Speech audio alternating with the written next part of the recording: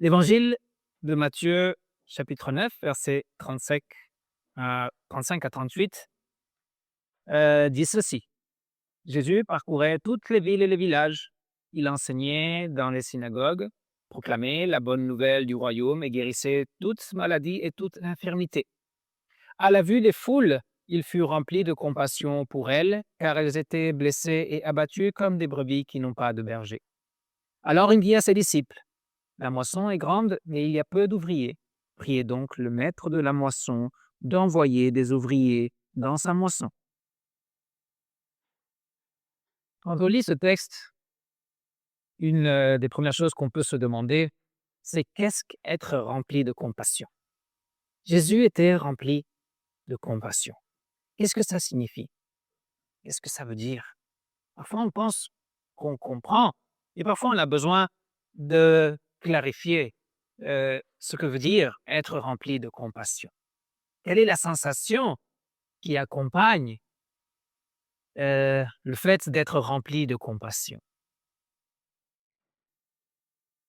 Chez les Grecs, comme un peu chez nous, le cœur est toujours le centre des émotions. Mais chez les Hébreux, le centre des émotions n'était pas le cœur, sinon plutôt les entrailles, les intestins, pour être plus précis. D'ailleurs, quand on est profondément touché par quelque chose, on dit que c'était un moment poignant. Ça prend ici, dans les entrailles. En français, on dit quelque chose comme ça m'a pris aux tripes. Possible? Donc, on fait aussi référence à ce qui passe dans notre intérieur lorsque quelque chose nous émeut profondément. Et c'est exactement ce qui arrive à Jésus à ce moment-là. Il est rempli de compassion. En voyant les foules, Jésus est ému au plus profond de son être. Il la sent comme quelque chose qui déchire ses entrailles. Le mot grec qui est utilisé ici pour compassion est un mot qui, dans les évangiles, n'est utilisé que pour faire référence à Dieu et pas aux hommes. Dans Matthieu chapitre 14, au verset 14, après avoir appris que Jean-Baptiste avait été exécuté, Jésus se retire pour être seul. Il va quelque part pour être seul. Il monte sur une barque, il veut traverser la mer pour aller ailleurs, et quand il arrive, eh bien, les foules l'ont rattrapé. Et au lieu de s'énerver, au lieu de se plaindre, le texte nous dit que Jésus fut rempli de compassion. Il était ému par cette foule qui le cherchait. Et le texte nous dit qu'il se mit à guérir les malades. Plus tard, dans le chapitre 15, après 3 jours d'avoir enseigné les foules, les gens n'ont plus à manger. Et Jésus, encore une fois, est rempli de compassion pour ces foules-là. Et il prépare le scénario pour que les gens puissent manger. Il prépare le scénario pour ce miracle de la deuxième multiplication des pains. Avant son entrée triomphale, Jésus passe par la ville de Jéricho et le texte nous dit qu'il a été rempli de compassion par la demande de 2 aveugles qui voulaient récupérer la vue. Et le texte nous dit que Jésus était rempli de compassion et leur a accordé le souhait de leur cœur en leur donnant la vue. Jésus utilise ce mot grec pour compassion dans ses paraboles. Et il le fait toujours pour décrire le Père ou se décrire lui-même. Dans cette parabole des 2 serviteurs qui avaient une dette, celui qui avait la plus grosse dette va voir son Seigneur, son maître, et demande qu'il ait pitié. Et le maître, rempli de compassion, lui pardonne sa dette. Le maître représente le Père qui pardonne la dette. Dans la parabole du bon samaritain, ce bon samaritain est le Fils de Dieu et Jésus-Christ qui vient en ce monde est rempli de compassion. Il vient en aide à celui qui se trouve presque mort sur le chemin. Dans la parabole du fils prodigue, le père voit au loin son fils qui revient, ce fils qu'il avait perdu, et rempli de compassion. Il n'attend pas qu'il présente ses excuses, sinon qu'il part en courant afin de l'embrasser et d'exprimer la joie de le récupérer. Voilà l'attitude de Dieu. Voilà ce qui se passait dans le cœur ou dans les entrailles de Jésus. Il est compatissant. Il n'est pas indifférent. Et lorsqu'il est compatissant, il intervient, il agit, il sauve. Jésus a été rempli de compassion. Tout son être a été bouleversé en voyant la situation des foules, en voyant la situation de l'humanité. Jésus se dirige à la croix et aux tourments les plus insupportables. Et avec ça en vue, lorsqu'il voit les foules, il a compassion. Il n'a pas compassion de lui-même et de ce qui va lui arriver, moi le pauvre, sinon qu'il a compassion des gens. Il a compassion de la foule. Il a compassion de nous. Il nous regarde. Et lorsqu'il nous regarde, il ne se laisse pas avoir à ce qu'on veut montrer. Jésus voit à travers nos masques, il voit à travers nos fiertés, il voit à travers nos vies soigneusement arrangées et maquillées. Il voit au plus profond, il voit nos blessures, il voit ce qui nous angoisse, il voit ce qui nous dépasse, il voit ce qui nous fait peur, il voit ce qui nous décourage, il voit ce qui nous fait honte. Il voit nos péchés, il voit nos faiblesses, il voit nos misères. Il le voit et il ne détourne pas son regard. Il est rempli de compassion et il sent le besoin dans ses entrailles d'agir en notre faveur et de pardonner nos péchés et de couvrir de sa justice ce qui nous rend honteux, de nous remplir de courage lorsque nous sommes découragés, de penser nos blessures avec sa grâce. Jésus est rempli de compassion. Et lorsqu'il est rempli de compassion, il agit. Jésus, rempli de compassion, a poursuivi sa route vers la croix. Jésus, rempli de compassion, n'a pas essayé d'éviter ce destin. Jésus, rempli de compassion, n'a pas voulu autre chose pour lui que ce que le Père avait décidé. Jésus, rempli de compassion, s'offre comme la victime expiatoire, celui qui va délivrer l'humanité. Rempli de compassion, il supporte la croix. Rempli de compassion, il pardonne ceux qui lui font mal. Rempli de compassion, il proclame « tout est accompli » et il expire son dernier souffle. Qui regarde la croix doit voir cette compassion de Jésus. Qui regarde son propre péché, sa propre misère, ses propres blessures, puis observe la croix, ne peut être que saisi par cette compassion de Jésus. Jésus ressuscité continue d'être rempli de compassion. Il nous voit et il continue de nous rassasier avec sa grâce. Il voit l'humanité, il voit ceux qui le rejettent et il est quand même rempli de compassion. Comment fait-il pour venir en aide à ces foules qui errent comme des brebis qui n'ont pas de pasteur, comme des proies faciles pour l'ennemi? Comment cette compassion de Jésus envers les perdus devient-elle concrète aujourd'hui? Jésus agit à travers son corps sur terre. À travers l'Église, ce même Jésus rempli de compassion agit en faveur de l'humanité. Par la puissance de l'Évangile, Jésus sauve. Par le message que nous portons, les enfants de Dieu, que nous portons l'Église, le Saint-Esprit œuvre un miracle, œuvre la conversion et continue de sauver. Jésus voit l'humanité qui lui tourne le dos. Jésus voit cette humanité qui se moque de lui. Il voit cette humanité qui blasphème. Et il est tout de même rempli de compassion pour elle. Il l'aime. Il ne s'arrête pas à ce qui se voit. Il voit au travers des façades que les êtres humains construisent. Jésus voit la faiblesse de celui qui choisit de lui tourner le dos.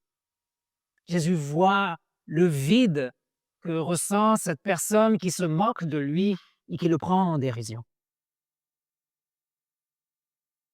Il voit, il est compatissant et il envoie son Église pour qu'elle apporte ce dont tout homme nécessite, ce dont tout être humain a besoin, l'évangile de la grâce. Voilà pourquoi l'Église existe et voilà pourquoi nous sommes ici, pour montrer la compassion de Jésus. Bien sûr, nous ne sommes pas Dieu. Nous n'arrivons pas à sentir cette même compassion. Nous n'arrivons pas à voir les gens de la même façon que Jésus les voit. Nous n'en avons pas la capacité. Mais néanmoins, nous sommes appelés à être compatissants, comme notre Père céleste est compatissant. Quand un proche est en difficulté, quand nous sommes touchés par la situation, alors oui, nous voulons faire quelque chose. Nous voulons soulager. Nous voulons trouver une solution pour remédier à ce qui arrive à notre prochain, à quelqu'un de notre famille. Mais quand on parle de la compassion pour tout être humain, la compassion pour tous, c'est moins évident. De nos jours, où les tragédies du monde sont publiées à l'instant sur Internet, où elles défilent l'une après l'autre en question de secondes, où on n'arrive même pas à comprendre ce qui se passe quand on parle déjà d'un autre drame, notre cœur se cautérise, il s'endurcit, il se refroidit. Nous nous rendons compte qu'on n'arrive pas à compatir avec chaque souffrance, avec la souffrance de chaque personne autour de nous. Jésus dit, lorsqu'il parlait des derniers temps, en raison des progrès de l'iniquité, de la montée de la méchanceté, l'amour du plus grand nombre se refroidira. Et ce n'est pas une promesse. C'est un constat.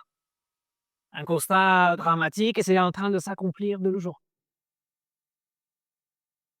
N'oublions pas de prier, Seigneur, aie pitié de nous. Aie pitié de notre manque de compassion, de notre cœur froid. L'Église est le corps du Christ sur terre. Elle est le corps de ce Seigneur compatissant pour agir au nom du Seigneur et selon sa compassion. Nous n'agissons pas selon notre cœur et notre compassion. L'Église est sur terre pour agir au nom de la compassion de son Seigneur. Nous agissons en son nom, malgré l'endurcissement de notre cœur, malgré notre manque de sensibilité, malgré notre froideur. Certains peuvent dire que ce n'est pas leur cas. Et dans leur arrogance, ils pensent qu'ils sont suffisamment compatissants, qu'ils ressentent pour les foules la même chose que Jésus ressent pour les foules. C'est une chose d'avoir pitié des victimes. C'est une chose d'avoir pitié des sinistrés, des évacués, des gens qui fuient la guerre, des gens qui perdent tout. Et c'est une autre chose d'avoir compassion pour ceux qui font du mal, pour les méchants, pour ceux qui provoquent la guerre, pour ceux qui sont violents, pour ceux qui battent les plus faibles. Il est difficile d'avoir compassion du criminel qui nous a fait mal. C'est pas juste difficile. Parfois, nous n'avons pas envie d'avoir pitié. Parfois, nous ne voulons pas que Dieu ait pitié. Et parfois, on se réjouit du mauvais sort du méchant. Est-ce que dans notre arrogance, nous sommes toujours à la hauteur de ce Jésus compatissant des foules? Est-ce que nous sommes à la hauteur de celui qui a prié, pardonne les bourreaux, ceux qui sont en train de lui faire du mal? La réalité, c'est que nous ne sommes pas si différents des méchants. D'ailleurs, la Bible nous dit, il n'y a pas de différence, tous ont péché et sont privés de la gloire de Dieu. Mais l'Évangile, dans ce texte, nous dit aussi, ils sont gratuitement déclarés justes par sa grâce, par le moyen de la libération qui se trouve en Jésus-Christ. Donc c'est là notre point de départ. Nous devons être reconnaissants. Reconnaissants que ce que nous sommes aujourd'hui, c'est grâce à Dieu et c'est grâce à l'évangile de Jésus-Christ. Ça n'est pas quelque chose qui réside en nous-mêmes. Ce qui nous distingue des non-croyants, ce n'est pas notre bonté ou notre capacité particulière à faire quelque chose, sinon la présence de Jésus dans nos vies, la présence de cette grâce de Dieu. Sans lui, nous n'avons rien. Avec lui, nous avons tout. Nous sommes aujourd'hui enfants de Dieu par la compassion de Jésus. Nous sommes aujourd'hui enfants de Dieu parce que nous avons été couverts de sa justice dans les eaux du baptême. Nous sommes appelés à être ses mains, à être ses oreilles, à être ses pieds, à être sa présence pour les autres, à être sa présence en ce monde. Nous sommes appelés à témoigner de la grâce de Dieu envers nous. Nous sommes appelés à faire savoir qu'il est toujours temps pour qui que ce soit de trouver cette grâce. Nous sommes appelés à montrer à notre prochain que Jésus est ému jusqu'aux entrailles par ce qui leur arrive, qu'il n'est pas indifférent, qu'il n'est pas distant, qu'il n'est pas impassible. Mais en même temps, la moisson est grande, mais il y a peu d'ouvriers. Jésus dit, priez donc le maître de la moisson d'envoyer des ouvriers dans la moisson. Parce que les foules sont encore blessées et abattues aujourd'hui. Jésus porte le même regard aujourd'hui que du temps où on a lu dans l'Évangile. Jésus reste le même. Il ne change pas. Nous avons, nous, reçu le pansement pour nos blessures. Nous avons ce dont les autres ont besoin. Mais il est vrai aussi qu'il y a plus de blessés que de chrétiens disposés à partager la bonne nouvelle. Il y a plus de blessés que de pansements. Faut-il alors arrêter de le faire? Puisqu'on n'atteindra pas tout le monde. Est-ce que ça vaut la peine de continuer? La tâche est énorme. Et la moisson est mûre. Il y a une urgence. Il y a un vieil adage en latin qui dit ora et labora. Prie et travaille. Demande de l'aide de Dieu et fais ta part. Il y a peu d'ouvriers dans la moisson. Prions et faisons ce qui nous correspond. À qui Jésus dit prier? Il le dit à ses disciples. Il ne dit pas priez pour qu'il y ait des gens qui vous remplacent, comme ça vous pouvez rester dans votre fauteuil tranquille pendant que d'autres font ce que je leur ai demandé. Non, vous êtes les envoyés, vous êtes les pêcheurs d'hommes. Et pendant que vous le faites, priez pour que d'autres viennent le faire avec vous. Prions et faisons ce qui nous correspond. Prions pour plus d'ouvriers. Prions pour plus de frères, plus de sœurs qui s'engagent dans la mission. Prions pour une majeure prise de conscience dans l'Église de ce qu'est être Église, pour que l'Église se rende compte qu'elle est le corps du Christ sur terre pour agir selon sa compassion. Prions pour plus de compassion dans notre cœur et que cette compassion nous pousse à agir. Prions pour plus de pasteurs. Prions pour les paroisses qui n'en ont pas. Prions pour plus de vocations au ministère. Ça fait 20 ans que dans notre Église, en France, il n'y a pas de nouvelles vocations et qu'il n'y a pas de nouveaux pasteurs. L'Église se refroidit. Elle s'endurcit. L'Église est malade. Prions. Prions pour elle. Il est écrit dans Ésaïe, chapitre 6, « J'ai entendu le Seigneur dire, qui vais-je envoyer et qui ira pour nous? J'ai répondu, me voici, envoie-moi. » Prions comme l'a fait Ésaïe. Me voici, Seigneur, envoie-moi. Je veux faire ma part. Et en même temps, Seigneur, envoie plus de monde, envoie plus d'ouvriers pour que nous soyons plusieurs à faire ton travail. Ora et labora. Regardez autour de vous les foules blessées et abattues. Voyez leur situation.